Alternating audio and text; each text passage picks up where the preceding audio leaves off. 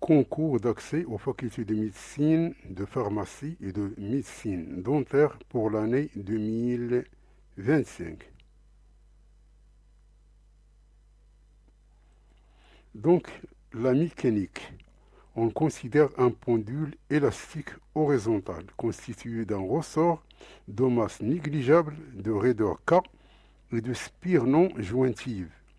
À son extrémité libre et attaché un solide S de masse M égale à 200 grammes et lié à un support fixe. Donc on néglige les frottements et on considère que le centre d'inertie G du solide coïncide à l'équilibre avec l'origine de l'axe OX. On écarte le solide S de sa position d'équilibre vers le sens négatif. C'est une compression. Et on lâche son vitesse initiale à l'instant t égale à 0. La figure 2 représente les variations de l'abscisse x en fonction du temps. On donne pi au carré est égal à 10. On a ici 4 questions. Donc la question 15, l'équation différentielle qui régit le mouvement, la solution de l'équation différentielle, la valeur de raideur K, la valeur de la vitesse de pendule en position d'équilibre, lorsque dans sa position d'équilibre. Donc, quelles sont les valeurs justes parmi les valeurs proposées comme solution?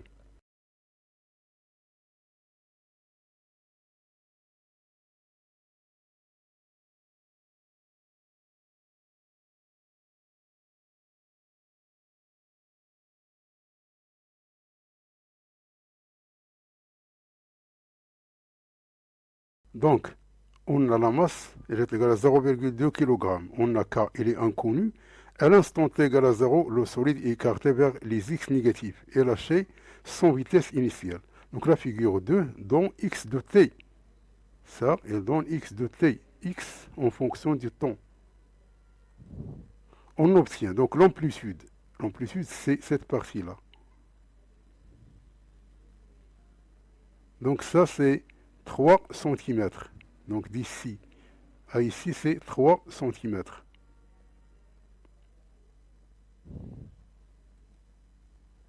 Qui est égal à 3 fois 10 moins 2 mètres, car la courbe part de moins 3 cm. Donc ça, c'est moins 3, et ça, c'est 3. Donc la pulsation oméga, elle est égale à 4 pi. Car la période, c'est t est égale à 0,5 secondes. Car la période, elle est égale à 0,5 secondes. Donc la période, c'est cette partie-là.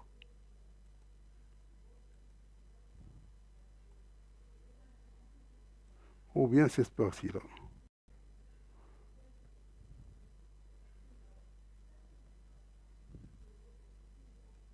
Ou bien vous pouvez prendre cette partie-là, et ainsi de suite, c'est-à-dire cette partie-là.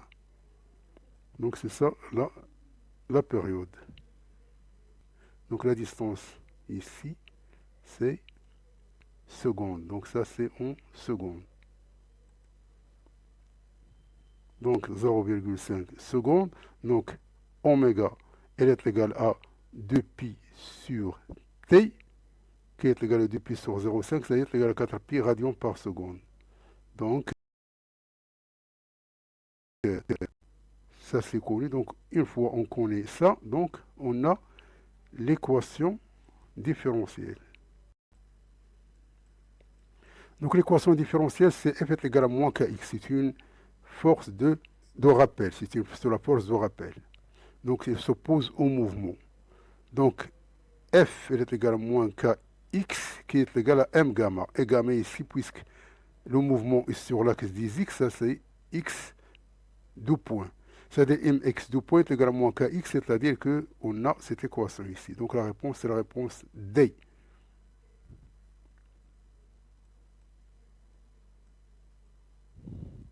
Donc maintenant, on cherche la solution, puisque l'équation différentielle, c'est son allure. Donc l'une de la solution, donc une parmi les solutions, on peut utiliser le cosinus comme on peut utiliser le sinus. Donc on a utilisé le cosinus. Donc ça, on la connaît oméga. Et l'amplitude, on connaît. Donc phi, c'est l'angle à l'instant t égale à 0. À l'instant t égale à 0, x égale à 0, qui est égal à moins a. À 0, il est égal à moins a ici. C'est-à-dire que cosinus de phi, elle est négatif. Il est égal à moins 1. Donc si cosinus de phi est égal à moins 1, donc phi est égal à pi. Ou bien phi est égal à moins pi. Donc puisque le mouvement, elle est dans le sens positif, donc on va prendre le pi. Donc, on a donc x de t, il est égal à 3, 10 moins 2, cosinus de 4 pi, t plus pi. Donc il faut cocher la réponse C, qui est la réponse juste.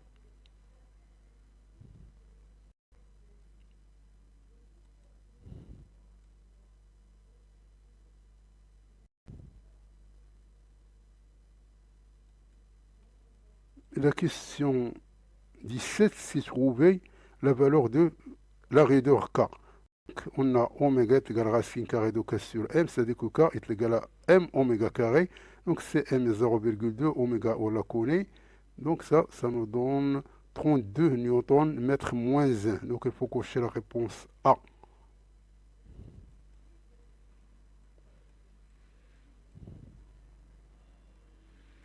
La vitesse A, la position d'équilibre. Donc V, elle est maximale. Donc V, c'est la dérivée de cette équation ici. Il faut dériver cette équation ici, puis prendre la valeur maximale. Donc la dérivée, ça nous donne moins A oméga sinus de oméga de t plus phi. C'est-à-dire que la valeur absolue, elle est égale à A fois oméga, puisque sinus, il est majoré par 1. Donc V max, elle est égale à cette valeur ici, qui est égale à 0,12 pi. Et donc Vmax à peu près est égal à 0,37 699 mètres par seconde. Donc il faut cocher la réponse A, qui est la réponse juste.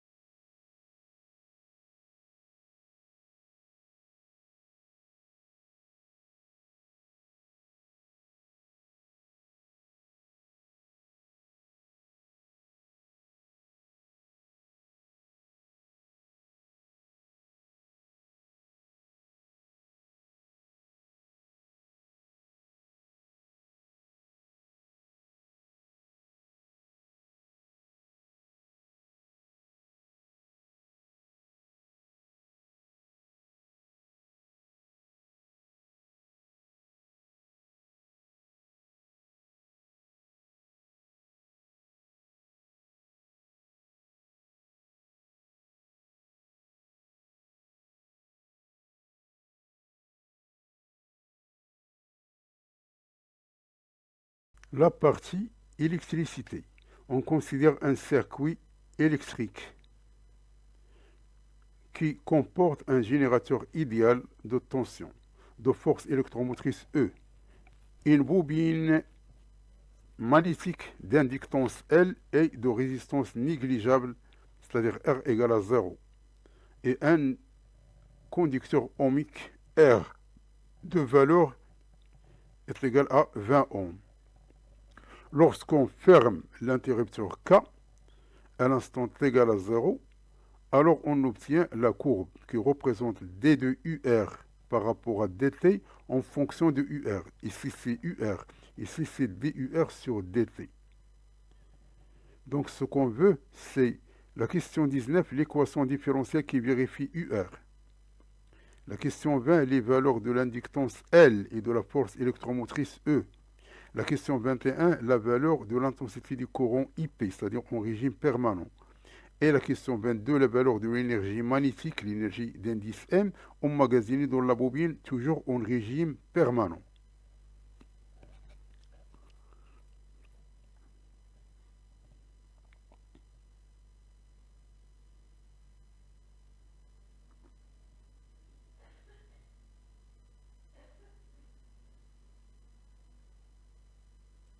Donc, on a les données, on a R, ça c'est la résistance ohmique, ça c'est la résistance négligeable de la bobine.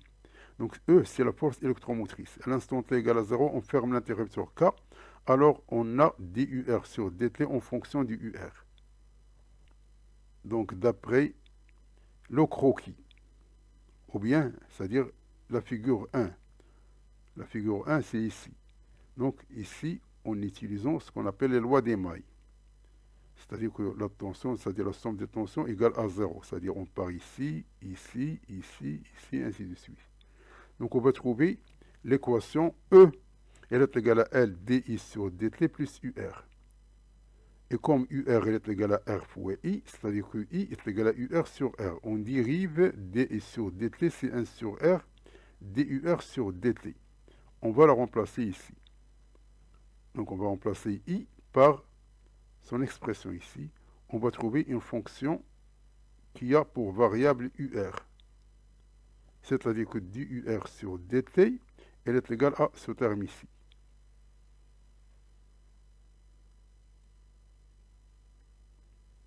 Donc ceci, elle est égale à moins R sur L UR plus R sur L E.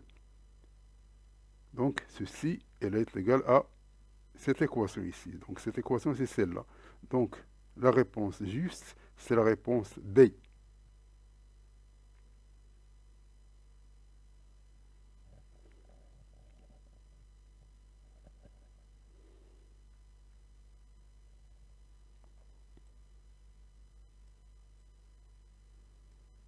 La question 20, on a toujours dUR sur dt égale à F de UR. Ça, d'après la figure 2, c'est une courbe qui a une pente négative. Donc la pente, c'est ici. La pente, c'est le terme qui multiplie par UR. Parce qu'on a dUR sur dt en fonction de UR. Donc la pente, c'est moins R sur L. Et d'ordonnée à l'origine, donc l'origine est ici, l'ordonnée à l'origine 0, c'est cette partie-là. Donc en exploitant les données implicites de la figure 2, on trouve que la pente, c'est moins 20. La pente, c'est moins 20. Comment on fait ça? Tout simplement, on prend 2 points ici sur la valeur correspondant sur UR.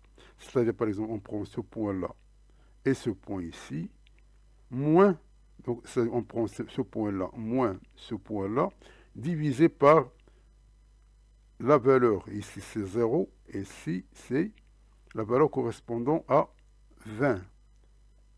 C'est-à-dire c'est ici. Autrement dit, pour trouver la valeur, donc on va prendre 2 points, ce point-là.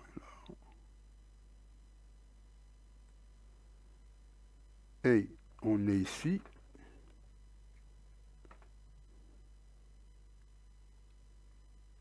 Donc on va prendre cette variation sur cette variation. Donc ça nous donne, ça c'est 20, 40, 60, 80, 100. Donc ça c'est 100 moins 20. 100 moins 20, c'est 80. Et ici, puisqu'on va partir ici, donc ça c'est... Parce que ça c'est 0,5, 1, 1, 5, 2, 2, 5, 3, 3, 5, 4. Donc ça c'est 4. Donc ça c'est...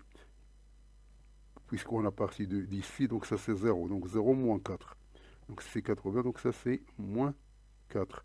Donc 80 sur moins 4, c'est moins 20. Donc ceci est égal à moins 20. C'est-à-dire que moins R sur L, elle est égale à moins 20. On va remplacer R par 20, on va trouver que L est égal à 1 Henry. Et comme l'ordonnée à l'origine, elle est égale à 100. L'ordonnée à l'origine ici, ça c'est 100. Donc 100, elle est égale à cette valeur ici. C'est la valeur constante. C'est cette partie. C'est R sur LE. Donc R sur LE, elle est égale à 100. Comme R elle est égale à 20 et L est égale à 1 volt, donc on va tirer le E. Donc le E est égal à 5 volts. Donc il faut cocher la réponse C, qui est la réponse juste.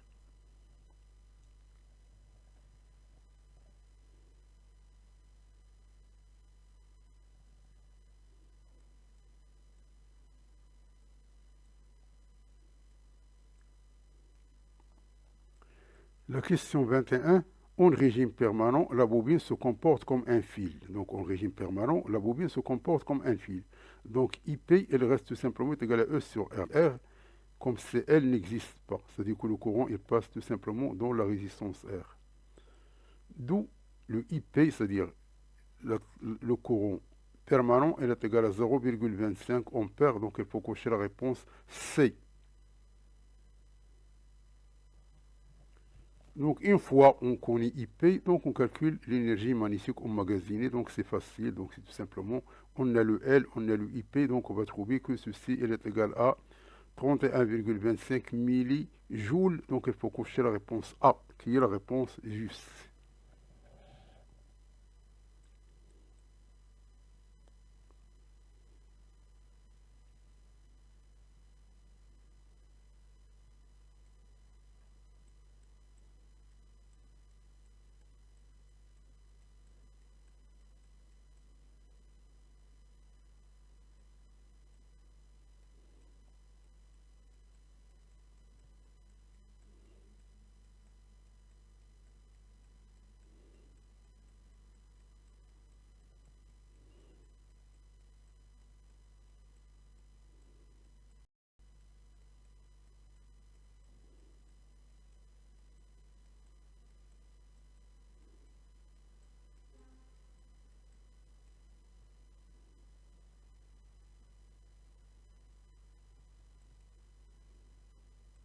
Donc la question sur les ondes électromagnétiques.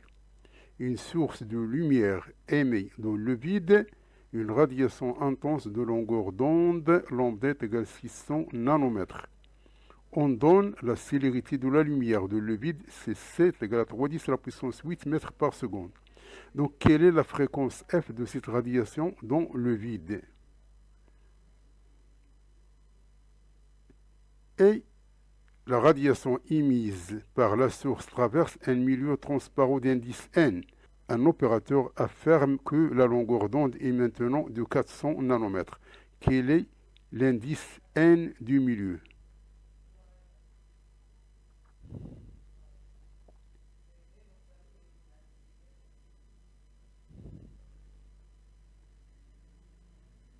Donc ça c'est le cours tout simplement. Donc tout simplement il faut convertir lambda en mètres. Puis la fréquence c'est la célérité divisée par lambda. Donc tout calcul fait donne 5, 10 à la puissance 14 Hz. Donc il faut cocher la réponse A qui est la réponse juste.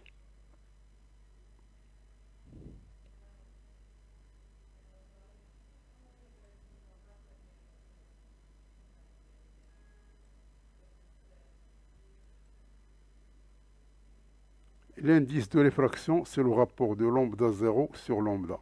Donc lambda 0, c'est 600.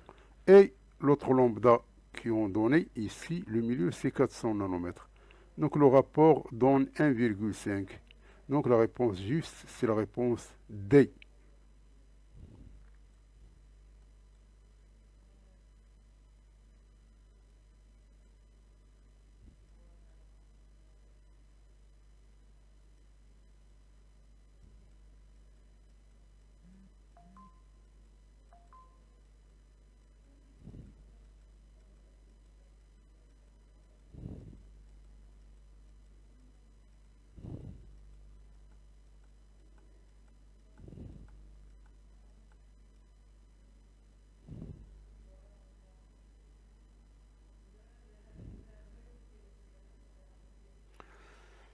La partie radioactivité.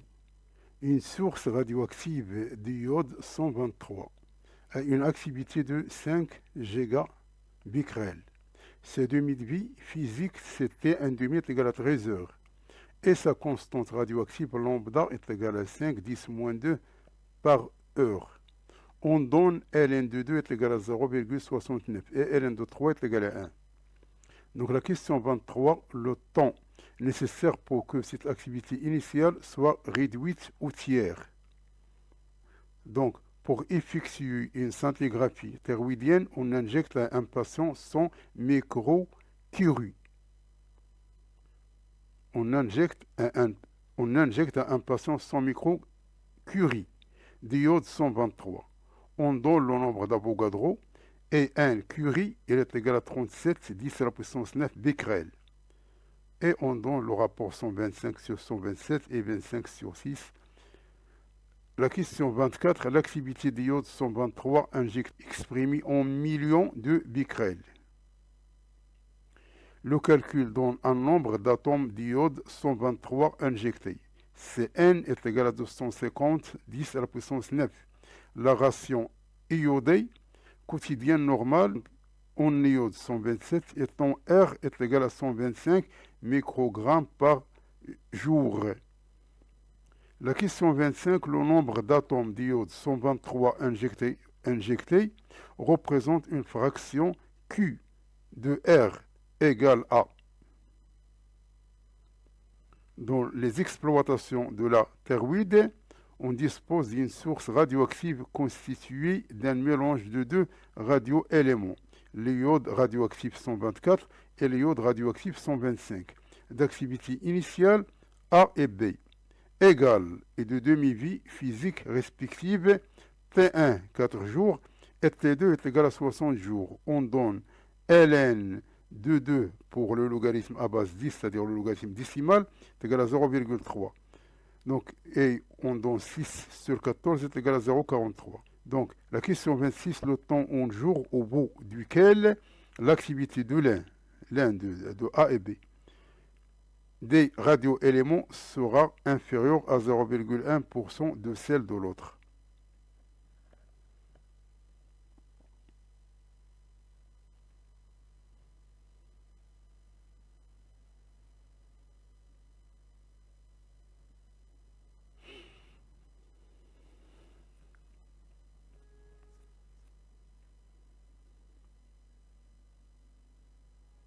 Donc la question 23, décroissance radioactive de l'iode 123. Donc on a A0, il est égal à 5 gigabecquerel. On a la constante radioactive lambda est égale à 5, 10 moins 2 par heure moins 1, soit 0,05 heure moins 1. On a T1 demi est égal à 13 heures. Et on a lambda est égal à ln de 2 sur T1 demi qui est égal à 0,053 par heure. On a ln de 2, on a ln de 3. On sait que la loi de décroissance de l'activité, c'est A de t est égal à A0, l'exponentielle de moins lambda de t. Ce qu'on veut chercher, c'est le temps au bout duquel cette activité est égale à 1 tiers de celle initiale.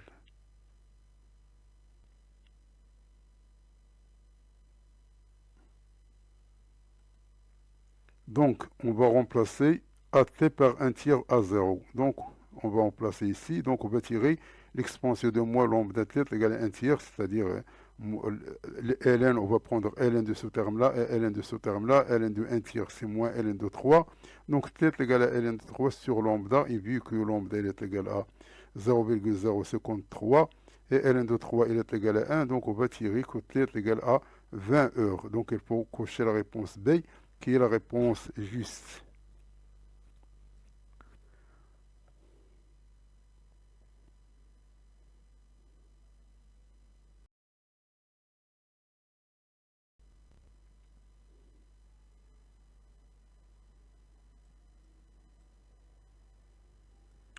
La question 24, on a les données sont microcuries d'iode, sachant que 1 curie est égal à 37 10 à la puissance 9 becquerel, soit 3,7 10 à la puissance 10 becquerel.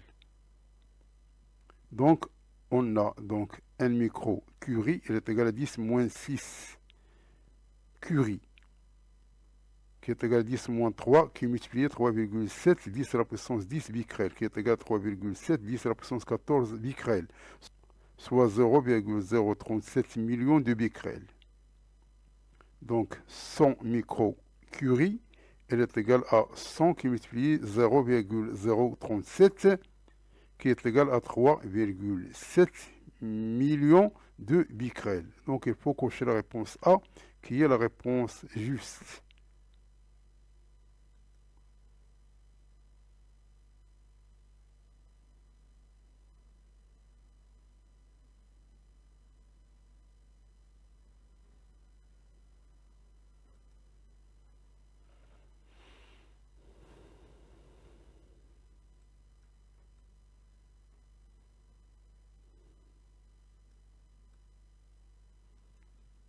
La question 25, la fraction d'un nombre d'atomes d'iode 123 par rapport à la ration quotidienne d'iode 127. Donc on a le nombre d'atomes d'iode 123 injectés, Cn est égal à 250, 10 à la puissance 9 est égal à 2,5, 10 à la puissance 11. On a la ration quotidienne de l'iode 127, Cr est égal à 125 microgrammes. On a la masse molaire de l'iode est égale à 127 grammes par mol. Et on a le nombre d'Avogadro. Ça, c'est un donné. Ça, c'est 125 sur 127 est égal à 1. Ça, c'est donné. Donc, le nombre d'atomes d'iode 127 dont 125 microgrammes. Et N de 127 sur Na. Et ça, c'est le nombre d'homol. Il est égal à la masse sur la masse molaire. C'est-à-dire que le nombre d'iode 127, il est égal au nombre d'Avogadro qui multiplie la masse divisée par la masse molaire. Donc ce terme-là, donc après calcul, on va trouver qu'il est égal à 6,02, 10 à la puissance 17. Donc ce qu'on veut, c'est une fraction Q. Q, il est égal à N sur N 127. Donc ceci est égal à 2,5 10 à la puissance 11 sur 6,02 10 à la puissance 17, qui est égal à 4,15 10 à la puissance moins 7.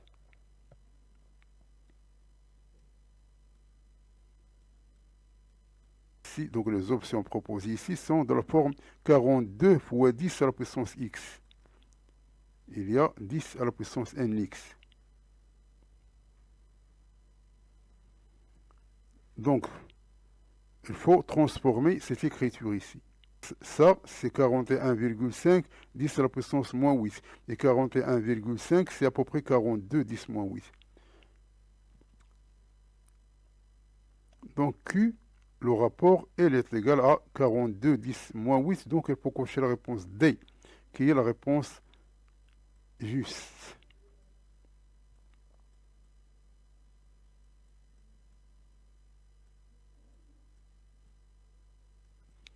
La question 26. Donc, on veut comparer les deux activités des deux radio-éléments. Donc, on a l'iode 124, sa période, c'est 4 jours. Donc, on calcule donc lambda, il est égal à 0,173 par jour. Pour l'iode 125, on a la période, c'est 60 jours. Donc, ça nous donne 0,01155 par jour. Donc, on a A1 T, c'est-à-dire l'activité de l'iode 124, elle est égale à A d'indice 10, l'exponentielle de moins lambda 1 de T.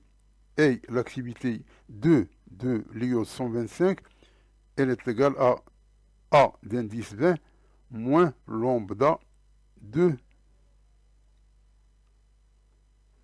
de T. Or, A d'indice 10, elle est égale à A d'indice 20, d'après l'énoncé ici.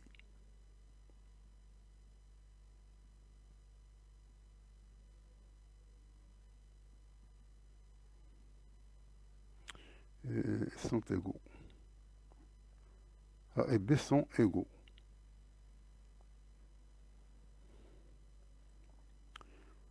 Donc, on va faire le rapport, ce terme-là sur ce terme-là.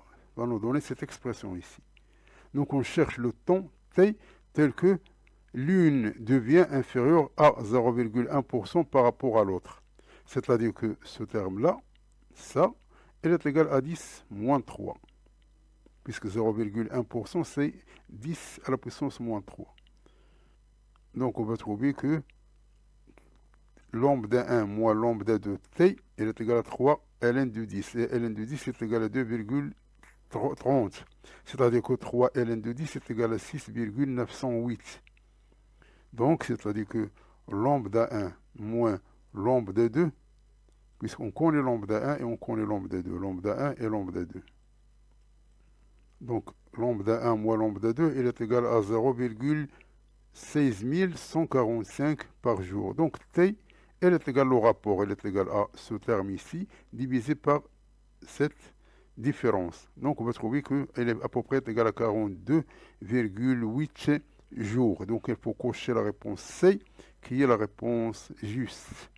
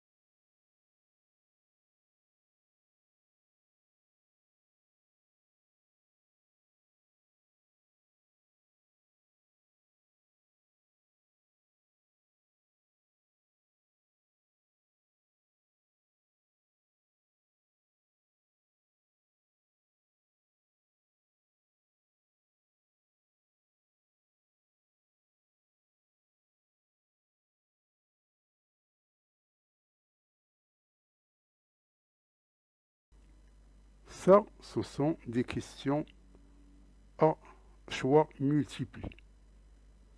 Donc la question 29, la vitesse d'une transformation chimique est définie comme le A, le B, le C, le D ou bien le E.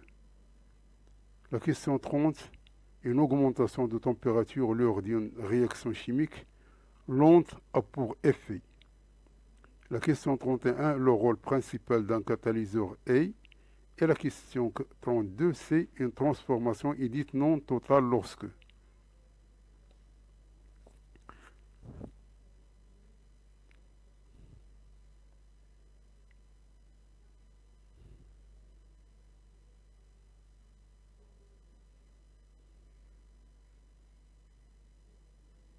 Donc, concernant la question 29, la vitesse d'une transformation chimique est définie comme le rapport entre la masse du produit formé et le temps écoulé.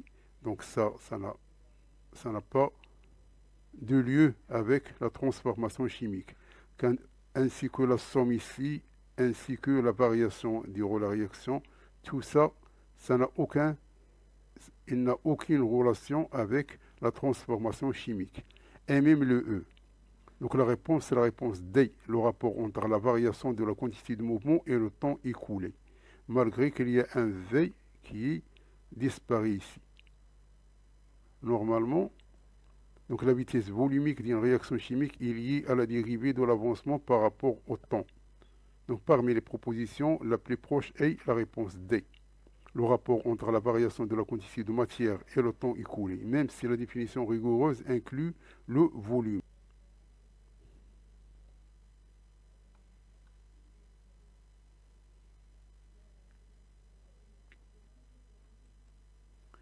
La question 30, une augmentation de température d'une réaction chimique lente, donc c'est-à-dire lente, c'est pas accéléré, elle est lente, a pour effet. Donc, puisqu'elle est lente, donc une augmentation de température d'une réaction chimique lente a pour effet quoi? Donc, quel est l'effet d'une augmentation de température lors d'une réaction qui est lente? Donc, la réponse A, c'est faux. C'est pas la réaction, elle est exothermique, c'est-à-dire qu'il libère beaucoup d'énergie. De modifier l'équation chimique, ça n'a aucune importance ici. D'annuler la constante d'équilibre, ça n'a aucun rapport avec ceci. D'augmenter la vitesse de la réaction, c'est-à-dire l'augmentation de température, c'est pour augmenter la vitesse de la réaction.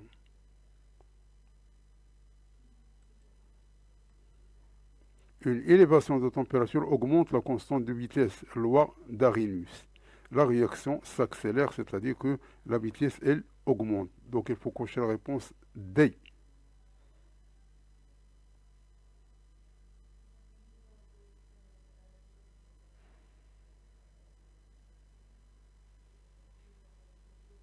La question 31, le rôle principal d'un catalyseur. C'est de modifier les concentrations d'équilibre? Non. De transformer un produit en réactif? Non. D'accélérer une réaction sans être consommé? Oui, ça c'est vrai. Parce que le catalyseur, il catalyse tout simplement la réaction, mais sa masse reste constante. Elle n'a pas été consommée. Donc la réponse juste, c'est la réponse C. Un catalyseur accélère une réaction en abaissant l'énergie d'activation sans être consommée. Donc la réponse, c'est la réponse C.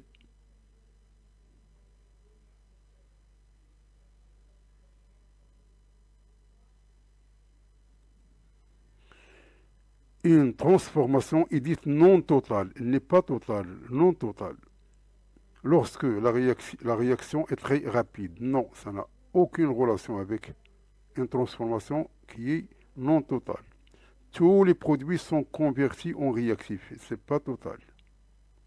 Les réactifs et produits coexistent à l'équilibre. Oui, c'est ça. Il faut qu'on trouve les réactifs et les produits qui coexistent à l'équilibre. Donc la réponse, c'est la réponse C.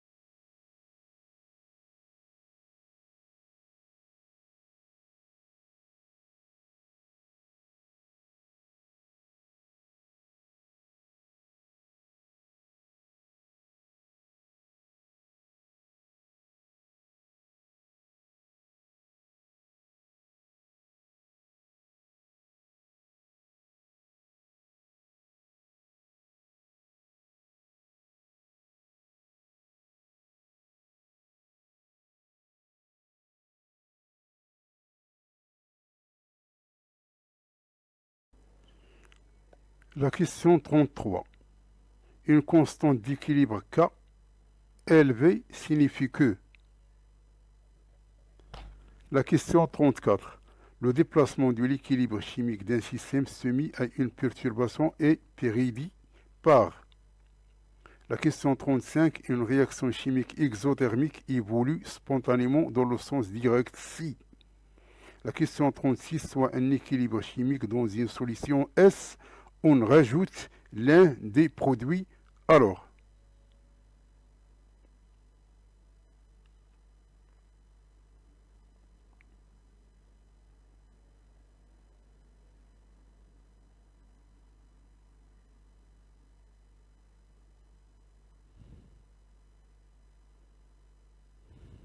Donc, une constante d'équilibre K élevée signifie que la réaction favorise les produits à l'équilibre. C'est pas la réaction elle est lente, c'est pas les réactifs sont en grande quantité, c'est pas le système est irréversible et le E est à rejeter.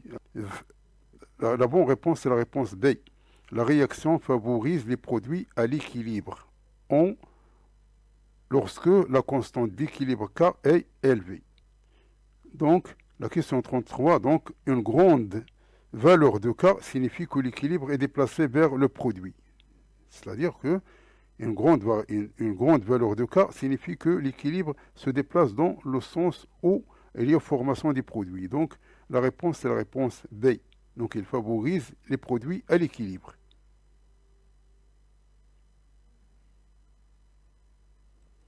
La question 34, le déplacement de l'équilibre chimique d'un système soumis à une perturbation est prédit par le principe de Châtelier. Ce n'est pas la loi de Newton, ce n'est pas la règle du moment cinétique, et c'est pas la loi de l'électroneutralité, et la réponse E, ça n'a aucun sens. Donc c'est le principe de Le Châtelier. Donc le principe de Le Châtelier décrit la réponse d'un équilibre à une perturbation. Donc lorsqu'on dit perturbation, donc tout simplement il faut parler de...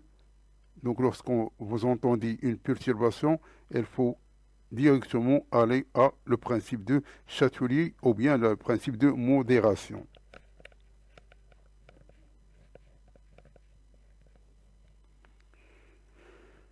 La question 35, une réaction chimique exothermique, c'est-à-dire elle libère de l'énergie, évolue spontanément dans le sens direct.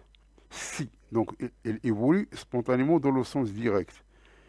Si delta H, c'est-à-dire l'enthalpie libre, égale à 0, ou bien l'entropie libre est inférieure à 0, ou bien l'enthalpie libre elle est négative et l'entropie libre elle est positive. Ou bien le contraire, ça c'est positif, ça c'est négatif. Donc la bonne réponse c'est la réponse C. C'est l'enthalpie elle est négative et l'entropie elle est positive. Donc c'est la réponse C. En effet.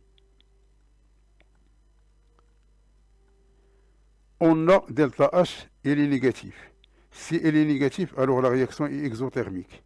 Et spontanément dans le sens direct. Ça, c'est l'entropie de Gibbs.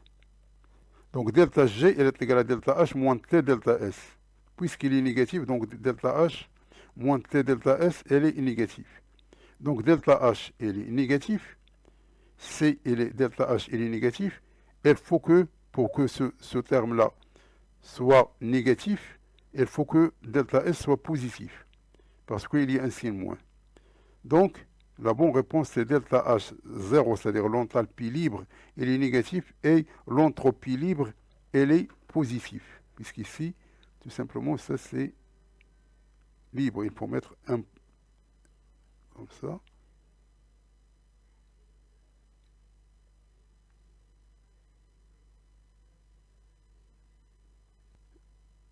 Donc l'enthalpie libre, elle est négative, et l'entropie libre, elle est positive. Donc la bonne réponse, c'est la réponse C, car delta G, elle est négative.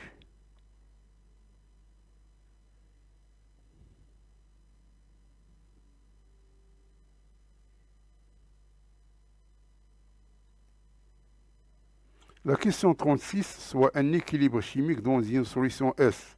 On rajoute l'un des produits. Donc les produits qui sont rajoutés, ce n'est pas les réactifs. Donc, est-ce qu'il n'y a pas de déplacement d'équilibre? L'équilibre se déplace vers la droite, l'équilibre se déplace vers la gauche. Donc la bonne réponse c'est C, puisqu'on a rajouté des produits. Donc l'équilibre évolue dans le sens de diminution des produits, donc c'est-à-dire dans le sens vers la gauche. Donc la bonne réponse c'est la réponse C. En effet, l'équilibre se déplace dans le sens qui consomme le produit ajouté, donc vers la gauche. Donc la bonne réponse, c'est la réponse C.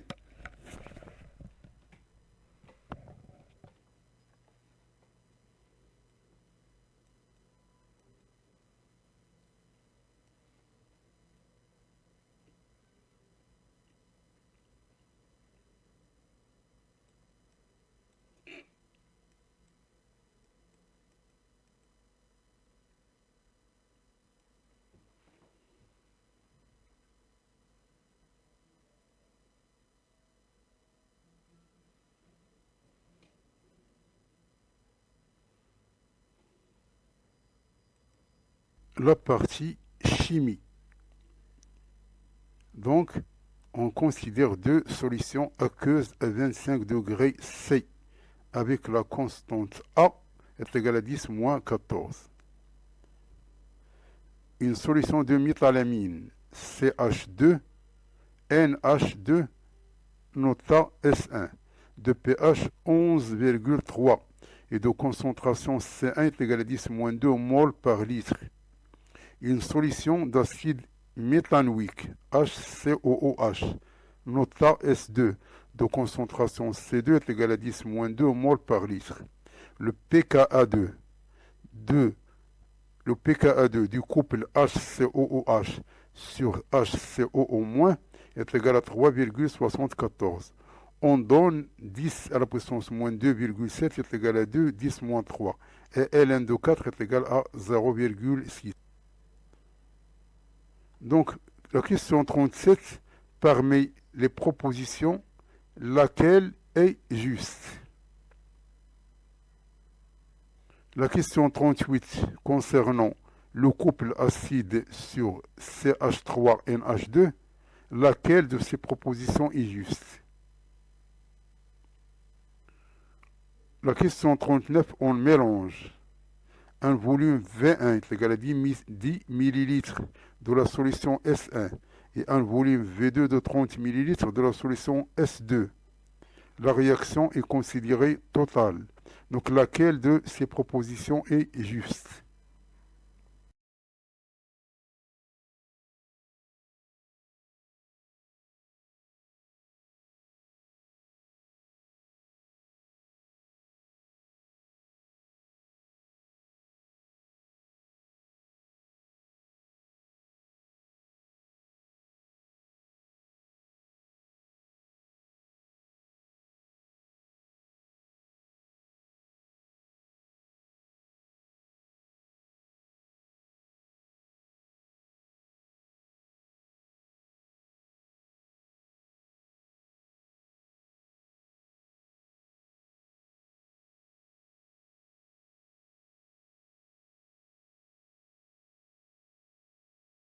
Donc, la question 37, définition de Bronsted et basicité.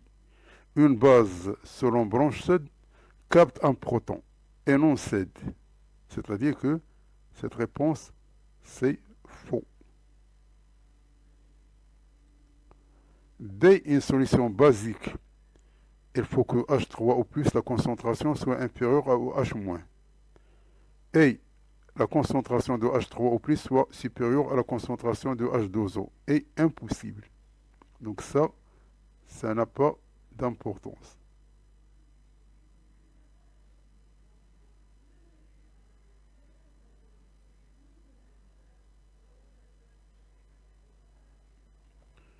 La réponse C. La méthylamine CH3NH2 est une base forte. Non, car elle ne dissocie pas complètement. La méthylamine CH3NH2 est une base faible, oui, car son pH est égal à 11,3, qui est supérieur à 7. Et de plus, le taux est égal à la concentration de OH- sur C, qui est égal à 10 à la puissance pH moins 14 sur 10 moins 2. Donc on remplace le pH par sa valeur, on va trouver que ceci il est inférieur à 1. Donc la bonne réponse, c'est la réponse E. Donc la méthylamine CH3NH2, c'est une base faible.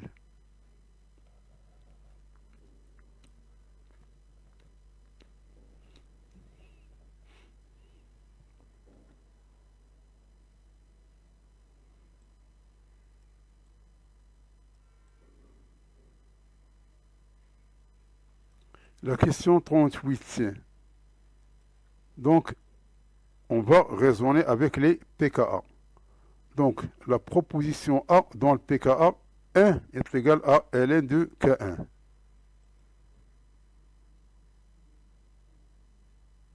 Donc ça, c'est faux. Car pKa1, elle est égale à moins ln, elle n'est pas égale à ln. Donc il y a un signe moins ici qui est oublié, donc c'est faux. Le pKa1 de ce couple ici est tel que le pH elle est égal à 1 demi de pK1 plus 14 plus Ln de C1. Donc le pK1 elle est égal à, puisqu'on veut le pK1, elle est égal à 2 fois le pH moins 14 moins Ln de C1. Donc on va trouver qu'elle est égal à 10,6. Or, ce pH ici, il est égal à 3,74. Donc le pK1, il est supérieur à le pK2. Donc la réponse, c'est la réponse D.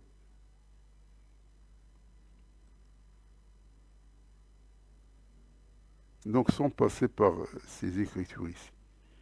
Parce qu'on va vérifier avec ça, et avec ça, si on ne trouve pas la solution, alors on peut attaquer les constantes, parce qu'il y a beaucoup de calculs ici.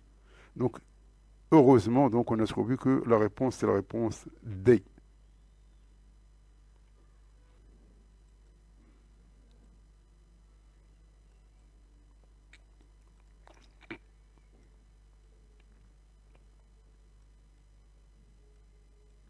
Donc la question 39, le mélange, c'est une base faible avec un acide faible. Donc les deux sont faibles. Donc la dissociation de l'acide dans l'eau est dans cette équation puisqu'il s'agit d'un équilibre puisqu'il est faible, ainsi que pour la méthalamine. Donc la réaction du mélange, c'est cette réaction ici. Avec ici, c'est tout simplement, il faut qu'elle soit totale ici. C'est total.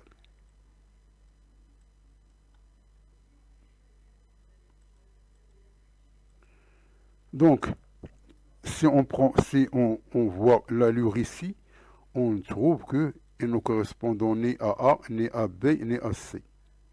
Donc le A, B, C, c'est faux. Il reste le D et il reste le E. Donc concernant le D, puisqu'ici, c'est un mélange qui est équimoléculaire, puisqu'on a les mêmes concentrations ici. C'est-à-dire que le même concentration, et ici on a les volumes. On a un volume V1 et on a un volume V2. C'est-à-dire que normalement, lorsque la réaction a eu lieu, on écrit ce qu'on appelle le tableau d'avancement. Donc le tableau d'avancement, je n'ai pas dressé ici, tout simplement il faut mettre ici C1, V1, ici C2, V2, à un instant 0, ça c'est 0, ça c'est 0. À un instant t différent de 0, il va apparaître ici un x. Ici, il va apparaître un x ici, puisque les coefficients stoichiométriques sont les mêmes. On va voir ici C1, V1 moins x. On va voir ici C2, V2 moins x. Et pour l'état final, on va avoir C1, V1 moins x final, C2, V2 moins x final, ici x final, x final. Alors, x final, il est égal à x max. Et le x max, il est égal à le rapport de C1, V1 sur V1 plus V2 et elle est égale à C2, V2 sur V1 plus V2. Donc, puisqu'ils ont même concentration et des volumes différents, ce qu'on veut ici, c'est C2, V2. Donc C2, V2, elle est plus grand, lorsqu'on calcule ici, c'est C2, V2, il est plus grand que C1, V1. Alors que H, c'est au moins, c'est limitant. C'est-à-dire que c'est lui qui doit avoir, ici, on va voir C1, V1, et c'est pas C2, V2. Donc cette proposition, elle est fausse. Donc la réponse, c'est, il n'y a aucune réponse ici.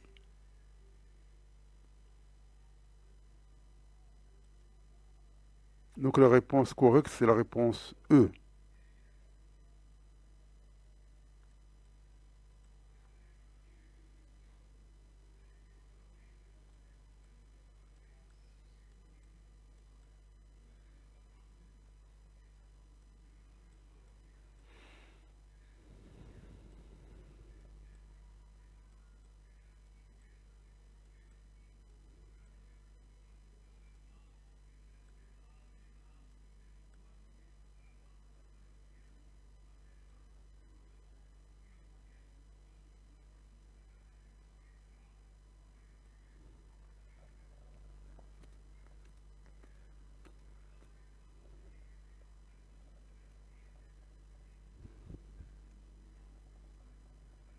Donc ça c'est le cours, ça c'est le cours.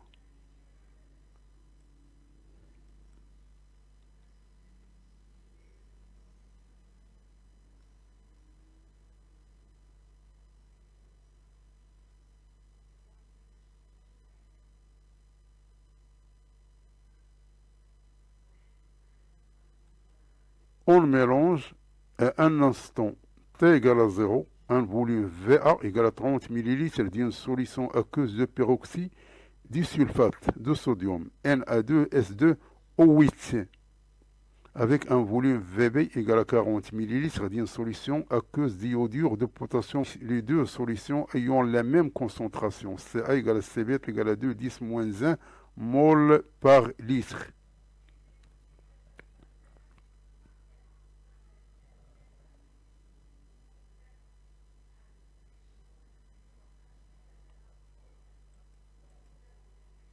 Alors la question 40, l'équation de la réaction qui aura lieu est A, B, C, D ou bien E. La question 41, le réactif limitant est. La question 42, soit le temps de suivi de réaction qui a lieu. T0, T1, T2. T et V0, V1, V2, ça c'est V maximal.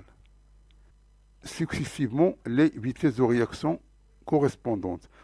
Quelle est la proposition juste parmi les propositions proposées ici?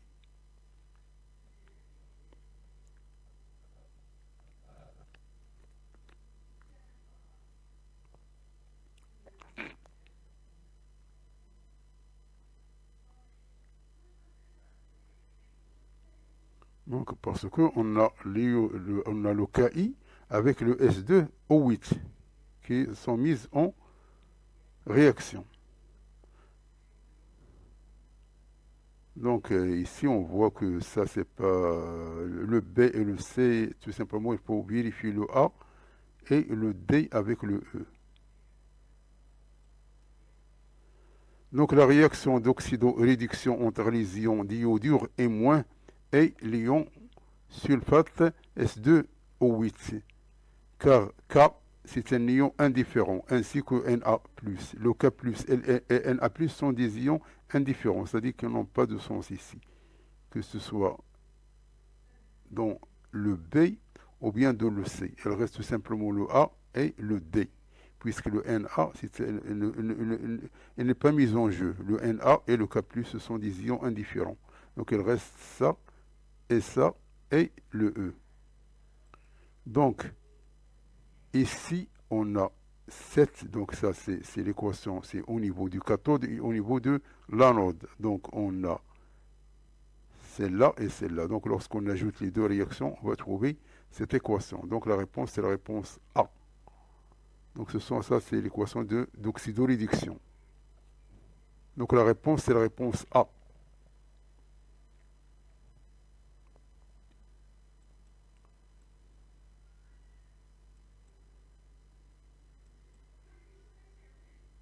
Donc, quel est le réactif limitant? Donc, on a cette équation ici. On a X max de A, c'est le nombre de moles sur le coefficient stoichiométrique qui est égal à 1, qui est égal à Ca fois Va, donc c'est égal à 6, 10 moins 3 moles. Et on a le X max de D, c'est Ni moins, mais sur 2. Ici, le coefficient stoichiométrique, c'est 2. Donc, c'est CBVB sur 2. Il est égal à 4, 10 moins 3. Donc, X max B, il est inférieur à X max A. Donc, c'est le réactif limitant, c'est I-. Donc, il faut cocher la réponse C.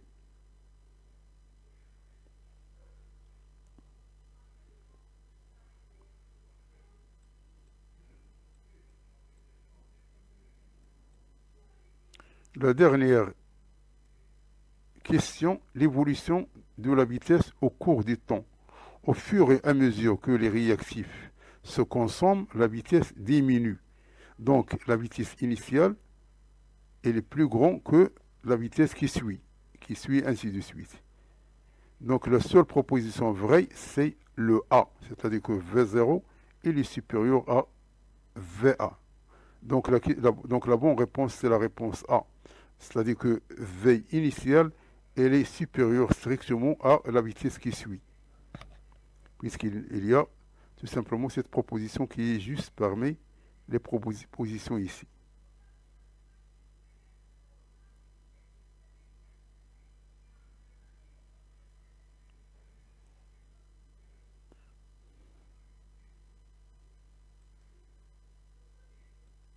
Même ici, on a V2, il est supérieur à V3. C'est juste même.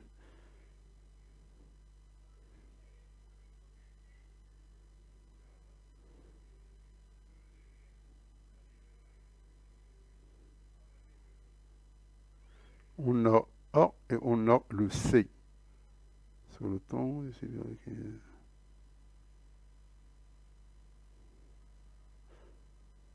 donc ça c'est juste et ça c'est juste. Donc on va prendre le A ou bien le C, ou bien on va prendre le 2, le A et le C, puisque les deux ils sont justes ici. Parce que V0 est supérieur à V1 et V2 est supérieur à V3.